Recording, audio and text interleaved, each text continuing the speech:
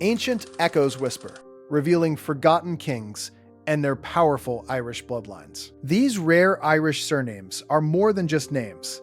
They are living links to powerful Gaelic kingdoms that shaped Ireland's history long before modern borders were drawn. Each surname carries the weight of royal bloodlines, warrior clans, and dynasties that ruled vast territories, led fierce battles, and navigated complex alliances. Many of these names have been preserved through painstakingly maintained manuscripts, ancient annals, and genealogical records that survived invasions, cultural shifts, and centuries of upheaval. Understanding these names offers a unique window into which Gaelic kingdom your ancestors might have ruled, fought for, or influenced. As we move forward, prepare to discover the surname that not only connects to a legendary Irish High King, but also still resonates through millions of descendants today. Bearing a name derived from Cellaigh, meaning war or strife, ruled the Ui Maine kingdom in western Connacht, a region that stretched across parts of modern-day Galway and Roscommon. Their reign is noted in the Annals of Connacht, which chronicle their steadfast resistance to the Norman invasion that began in 1160. 9. Unlike many Gaelic dynasties that succumbed quickly to Norman pressure, the Cellaigh maintained control over their lands and preserved their authority for centuries, navigating shifting alliances and the tumult of conquest. Their ability to hold onto territory through both military resistance and political negotiation highlights the resilience of Gaelic kingship in this part of Ireland. As we explore these enduring dynasties, the next surname reveals a lineage whose influence extended far beyond their homeland, touching the very heart of Ireland's royal history. Brian Boru's legacy is unparalleled in Irish history. As the only High King to unite the often fractious Irish kingdoms, he forged alliances that transcended regional rivalries, creating a sense of national identity long before Ireland was a unified state. His triumph at the Battle of Clontarf in 1014 was more than just a victory over Viking invaders. It was a turning point that marked the decline of Viking influence and the assertion of native Irish power. Though Brian Boru died in the battle, his descendants, the O'Briens, continued to rule Munster for centuries, wielding both military might and political influence. The O'Brien name today remains a symbol of resilience and leadership, connecting millions to a dynasty that shaped Ireland's destiny. Next, we turn to a family whose control over a vital geographic choke point made them indispensable in the power struggles of medieval Ireland.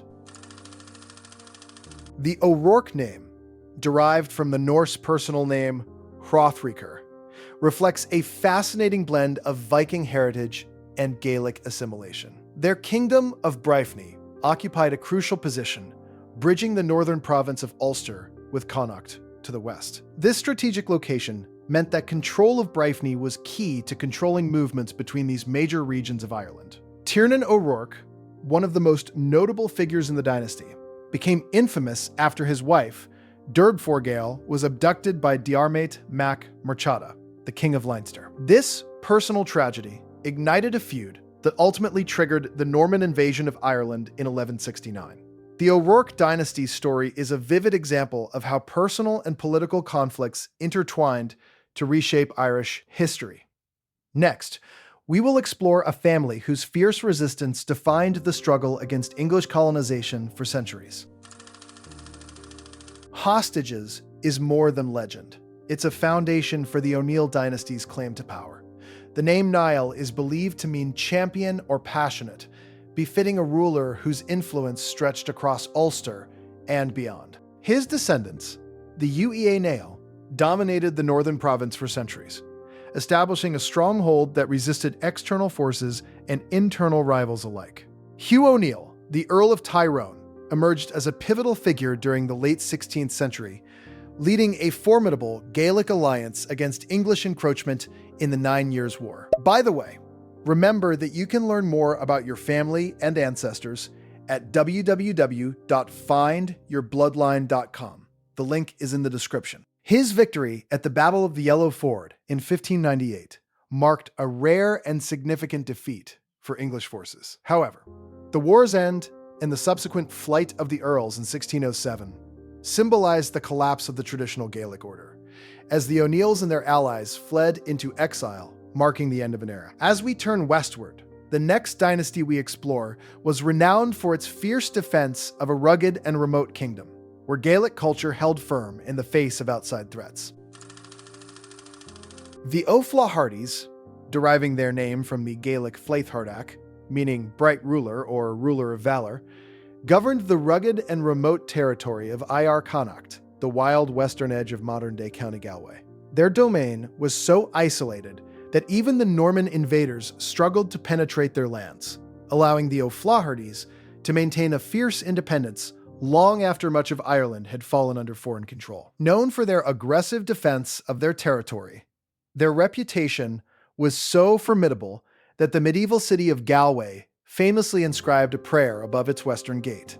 From the ferocious O'Flahertys, good Lord deliver us. This fierce family was also connected by marriage to Grace O'Malley, the legendary pirate queen who ruled the seas and challenged English authority during the 16th century. As we shift from warriors and rulers to those who wielded a different kind of power, let's explore the hereditary poets who shaped history with their words and wisdom. The O'Daly family, known in Gaelic as O'Dallai, were not mere bystanders in Irish history. They were the hereditary Fili, the elite poets and historians whose words shaped the very fabric of Gaelic society. Their name, meaning one who frequents assemblies, or council participant, reflects their essential role in advising kings during critical gatherings. In a culture where oral tradition was paramount, the O'Dallys wielded immense influence. Their praise could elevate a chieftain's status, while their satire could ruin reputations and even delegitimize rulers. This power granted them a protected status, often exempting them from harm in conflicts. Beyond politics, they were custodians of Gaelic literature, preserving ancient manuscripts and creating poetic works that remain some of the oldest vernacular texts in Europe. Moving from the realm of words to the battlefield, the next family we explore brought a fierce Norse Gaelic warrior tradition that endured for centuries. The Mac Suibhne family, anglicized as MacSweeney, embodies a unique chapter of Irish martial history, deeply intertwined with Norse and Scottish influences. Their name derives from the Old Norse Svein, meaning young man or warrior, reflecting their Viking roots that merged seamlessly with Gaelic traditions. Known as Galloglass, these elite mercenary warriors arrived in Ireland during the 13th century, specializing as heavily armed infantry who could turn the tide of battle through discipline and sheer force. Unlike the typical lightly armed Irish foot soldiers, the Mac Suibhne wielded the sparth, a formidable two-handed battle axe, and donned chainmail armor, setting them apart on the medieval battlefield. Their reputation for unwavering defense and ferocity made them indispensable to powerful Gaelic lords, particularly the O'Donnell kings of Tyrconnell and Ulster, whom they served loyally across generations. Distinct branches such as MacSweeney Banag, MacSweeney Fanad, and MacSweeney Nadi Tuath not only controlled separate territories but also maintained hereditary military command, underscoring the clan's strategic importance. As we move beyond the battlefield, the next family we explore wielded influence not through arms but through spiritual and political authority, guarding one of Ireland's most sacred sites. The O'Malleys, or O'Mail Iosalainish, carried a name that translates to devotee of Jesus, reflecting a deep religious dedication that defined their identity and authority. As kings of Fertelach, their territory lay in the heart of the Irish Midlands, a region that was both a crossroads and a buffer between larger kingdoms. What truly set the O'Malleys apart was their sacred duty as protectors of Clon MacNoise, a monastery founded in the 6th century that blossomed into a beacon of Irish learning, spirituality, and art. Through centuries marked by Viking raids, internecine warfare, and later Norman threats, the O'Malleys safeguarded the monastery's invaluable manuscripts and relics, ensuring the survival of Ireland's early Christian heritage. Yet, as the O'Malleys maintained this fragile balance, elsewhere, The decline of another dynasty was about to unleash a tidal wave of change that would reshape the entire island forever. The MacMurchada name, meaning sea warrior, reflects a lineage deeply entwined with the fate of Leinster, one of Ireland's most influential kingdoms. For centuries, the MacMurchadas ruled this southeastern province, commanding both land and coastal power. However, Diarmait MacMurchada's turbulent reign marked a turning point. After being ousted by rival Irish kings, he sought aid beyond Ireland's shores. An unprecedented move. His alliance with Norman mercenaries, led by Richard de Clare, better known as Strongbow, opened the door to foreign intervention. This invitation wasn't simply a bid to reclaim a throne.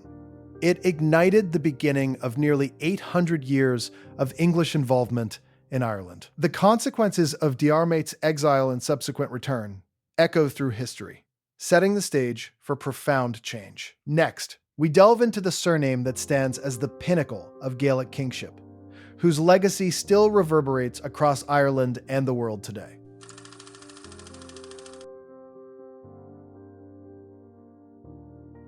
These rare Irish surnames are more than historical footnotes. They are living testaments to the resilience of Gaelic culture and the enduring legacy of kingdoms that once ruled the island. Each name carries a story of leadership, struggle, and survival that continues to shape personal identity today. By sharing your surname and family history in the comments, you become part of a community uncovering the rich tapestry of Ireland's past. These dynasties remind us that our names are not just labels, but connections to ancient stories, battles, and traditions that survived against all odds. If you found this journey through Ireland's royal lineages inspiring, be sure to subscribe for more explorations into hidden histories that bring the past directly to you. Your heritage is a kingdom waiting to be discovered. What do you think? Comment